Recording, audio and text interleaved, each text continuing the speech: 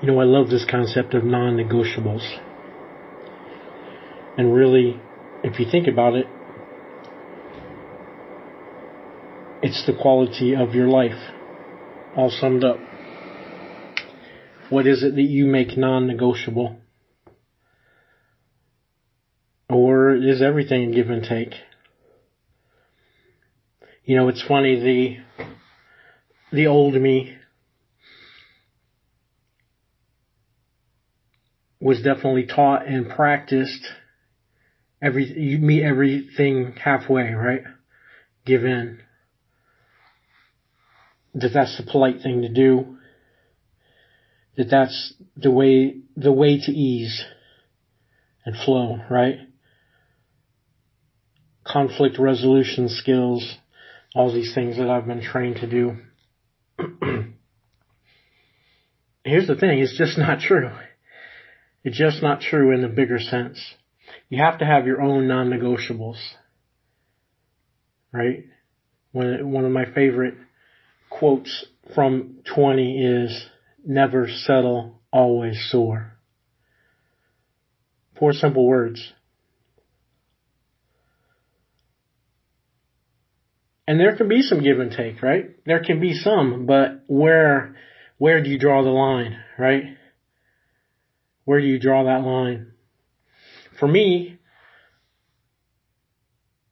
I want everything to, my non-negotiable is making sure everything works for me. Like literally that's what I wake up doing. Everything, some people have a mantra or an affirmation, everything's working for my highest good, blah, blah, blah, right? Well, in reality, that's my non-negotiable. It's not a mantra. It's not something I say, I'm not happy because I say it 100 times. Happy, happy, joy, joy. It's not just something we say. You live a happy life by figuring out what your non-negotiables are based on your own inner missions and passions, right? So for me, like I said, I've got all these businesses or projects, or we might call them buns in the oven, things that are cooking, right?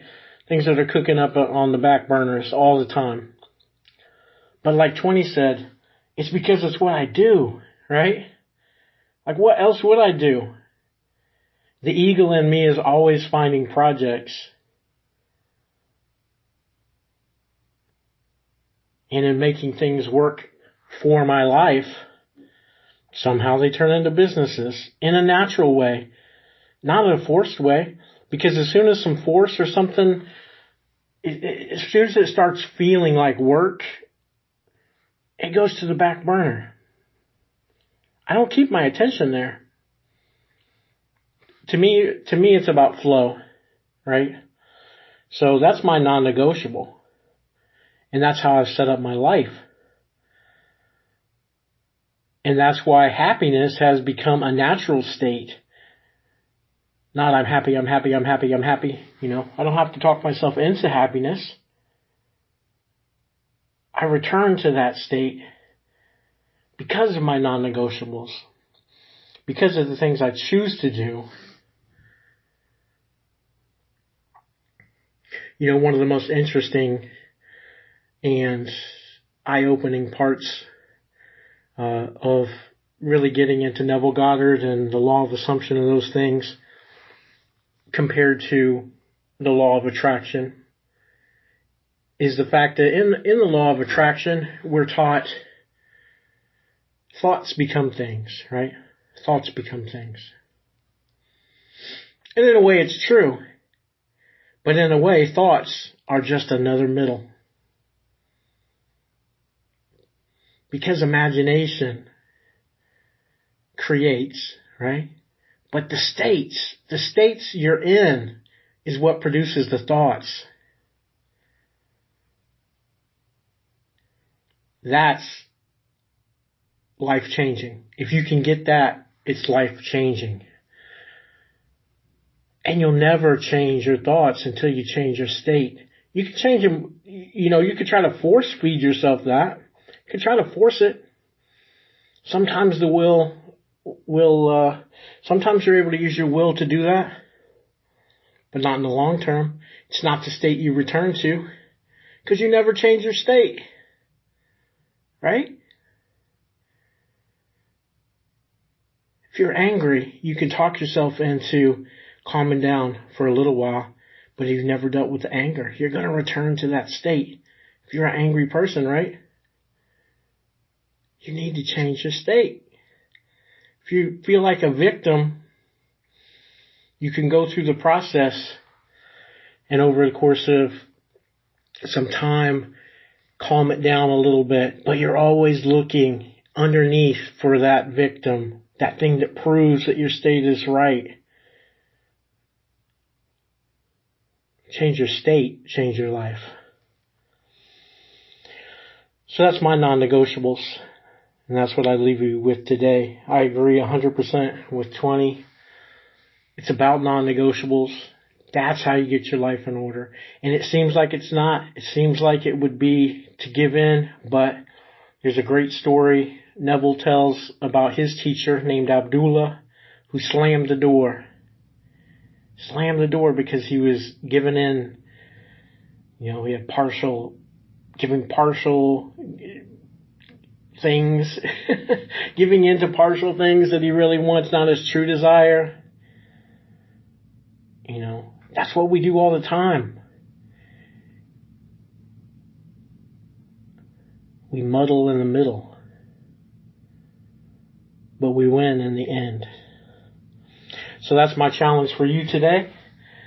I will go with that as 20 did, non-negotiables. What are your non-negotiables? Set them higher. Okay, if you even have some, I challenge you right now to set them higher. I promise your life will be better for it.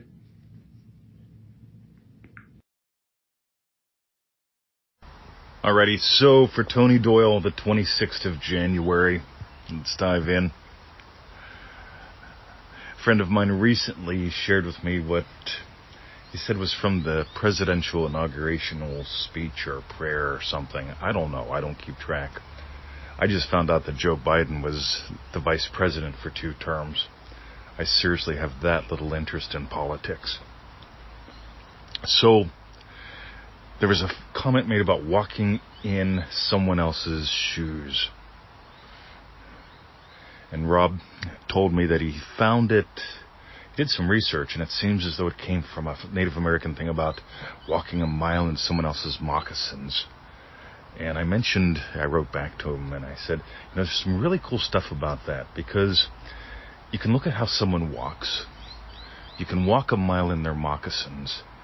You can study the footprints that they've left behind, and you can notice, where did the trail lead to? What happened here? What was the ultimate disposition? I started to do something pretty odd and unusual in neurolinguistic programming back in, would have been in the 90s. I decided to dismantle myself instead of making a new and improved version. I took my first NLP course, it would have been in the late 80s. It was a specialized course for law enforcement. And we could say it was an NLP course or highly, highly influenced by it. Anyway, I look back and I see the footprints of that. Yeah, it was highly, highly, highly influenced with NLP. And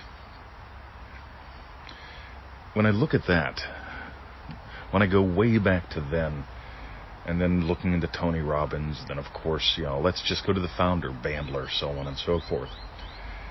I look at, what are the footprints left behind?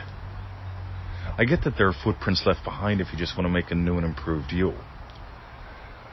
But sometimes it seems as though it's very valuable to demolish the old structure entirely and start as fresh as possible. And so that's what I started doing. This is back in the 90s. I decided to take me apart before trying to improve things. Tim Ferriss talks about systemizing. Tim is the reason why I am so heavily into systems. I read his book, The 4-Hour Workweek, and decided, yeah, I'm going to do something like that. But Tim talks about systemizing a lot. But he says, I don't know, and I don't know if it's in the book or in his podcast, where he says one of the common mistakes people make is they don't simplify before they systemize. In other words, what can you take out and have it still work?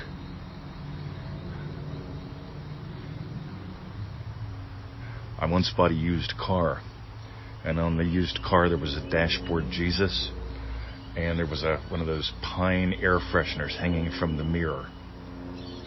And I promptly got rid of both, because I realized pretty quick they were non-essential to the functioning of the car. I think my mom would have enjoyed me keeping dashboard Jesus. I don't think anyone would have thought it was cool to keep the old pine air freshener thing hanging off the mirror. But what is it that you can get rid of? What is it that you can disregard? That really isn't giving to you your life, your business, your wins.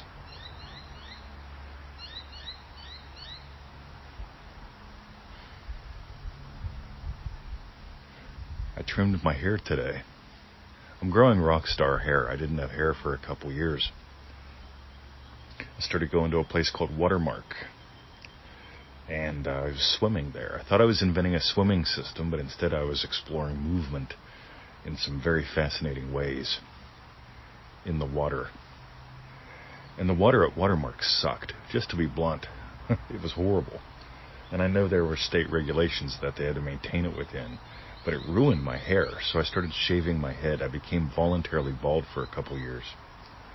And then I switched pools. I started going to the Eltham Leisure Center, which is remarkably, to me, like the YMCA I grew up in back in the old country. And then the loogie came along and they shut that down. They shut down all the pools in at least our part of Australia for 6-9 months. And so I started letting my hair grow. No use shaving it. That's part of my day that's non-essential. Right? So I started letting my hair grow. And I don't have long hair yet, but I'm probably going to let it grow pretty long. Let it be rock star hair. But I trimmed it this morning, because there was some hair that was just not giving to the look. There was some hair that was taking away from what I wanted. And so here's my next contribution. Tony talked about non-negotiables in the previous one. I'm talking about non-sustainables. What is it that it's not worth sustaining? I mean, gluing the dashboard Jesus on the car a little better, maybe trying to get some additional pine oil drops to put in the pine air freshener tree that was hanging off the rearview mirror. When I discovered I didn't have to shave my head anymore, I'm actually liking having hair again. It's fun when Victoria pulls on it. What is it that's non-sustainable? What is it that is simplifiable? Play with those before you systemize. Alrighty. Your turn, Tony. See ya.